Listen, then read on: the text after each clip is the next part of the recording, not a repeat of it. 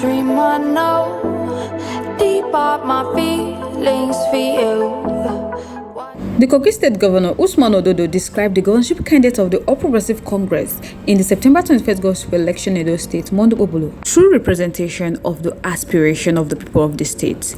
Moving on after this, we have the Independent National Electoral Commission rejected the call by the People Democratic Party to remove the resident electoral commissioner in Edo State, Anugbo Monora, ahead of the September 21st governorship election. Alright, my wonderful people, before we commence fully, welcome back to my wonderful channel, Reality Latest Gist, your home of news and politics. Thank you so much for joining us on the wonderful news. If today is your first time of watching, kindly subscribe, like, comment, share, but don't forget to turn notification bell to get notified whenever I will drop our video. To all amazing subscribers, thank you so much for joining. So guys, let's proceed. The Kogi State Governor Usman Ododo described governorship candidate of the All Progressive Congress in the September 21st gospel election, Mondo Oholo, as a true representation of the aspiration of the people of the state. Therefore, he promised to use his contacts and cultural ties with the people of Edo State to ensure the victory of the party and the candidate in Edo State governorship election. In a statement that was issued on Saturday by the special advisor to the governor, Ismaila Issa, stated that Ododo made the declaration at the APC Youth Rally in Igara, headquarters of Akoko Edo local government area, on Friday. Ododo, who was received by the former deputy governor of Edo State, Philip Shaibu, promised to galvanize support among the large population of youth and women in the area of the victory of the APC candidate. He appealed to the people of Akoko Edo to shun all acts of violence but to resist intimidation by defending their vote for the APC in the election.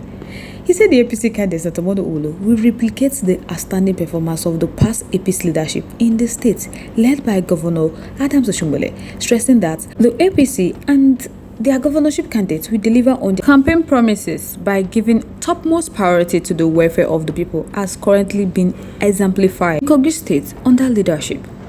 Ododo, who spoke in English and Ibira languages, commended the people of Akoko Edo for their peaceful conduct in the course of the campaign, and he assured them that their support will be rewarded by the APC and their governorship candidate once the party emerge victorious in the September 21st governorship election.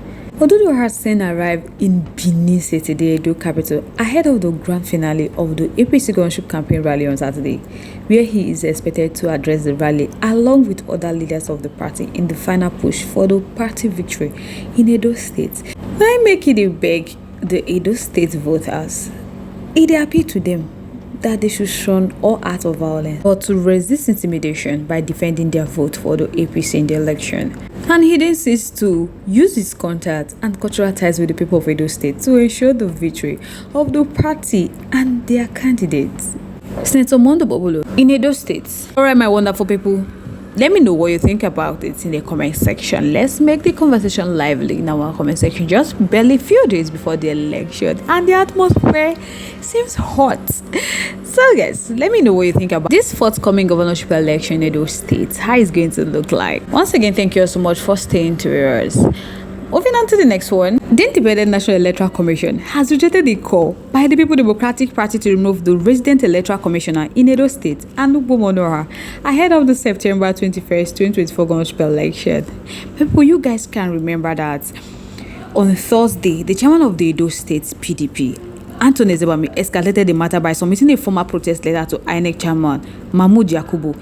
In the letter, he called for Onora's immediate redeployment, citing concern over his past role as commissioner and special advisor for land, survey and housing under Wike's administration as Rivers State governor. So the tie between these two are too close to ignore, as they share familiarities and are also close associates. To be clear, Tony Zebami said that the relationship between the two is outlined below. He said that Edo State's resident electoral commission is a cousin to Nyesom Wike, and he also served as a former commissioner and special advisor for land, survey and housing to Nyesom Wike during his tenure as Rivers State governor.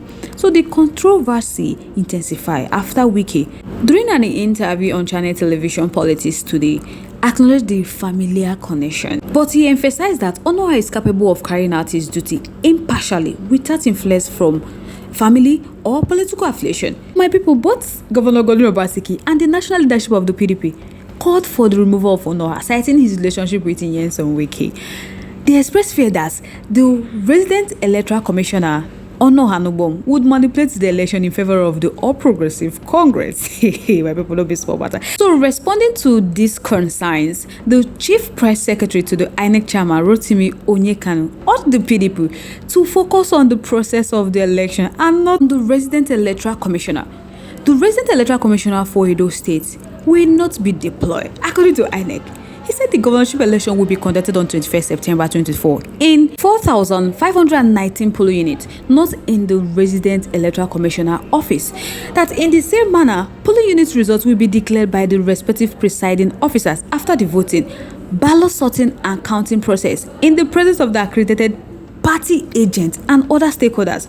So the presiding officers will also take a picture of the polling unit results in each polling unit with the bimodal voter accreditation system and upload same to the INEC result viewing portal. Rotimi said this process is not the same as electronic voting or electronic transmission and correlation of results because the INEC result viewing portal is for transparency purpose, that the Nigeria Constitution does not yet recognize electoral voting. Copies of the polling unit results will be given to accredited party agents. So thereafter, the various correlation stages will be undertaken before the declaration of the final result at the State Correlation Center in Benin City. That the PDP should therefore focus on the process, not on the resident electoral commissioner or other officials of the commission, because the conduct of the election and the result correlation activity will take place in the open and accredited party agents will witness every step. He added that the commission would not give preference to any political party over the other. INEC does not ring election.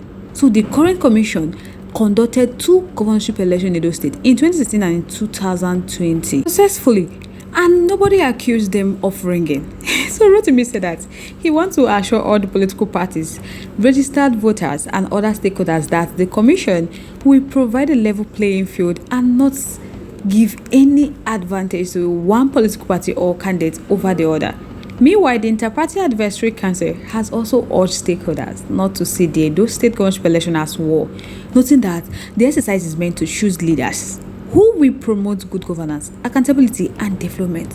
The national chairman of IPAC, Yusuf Datala, made the call a statement Sunday in Benin, Edo State, after his stakeholders meeting.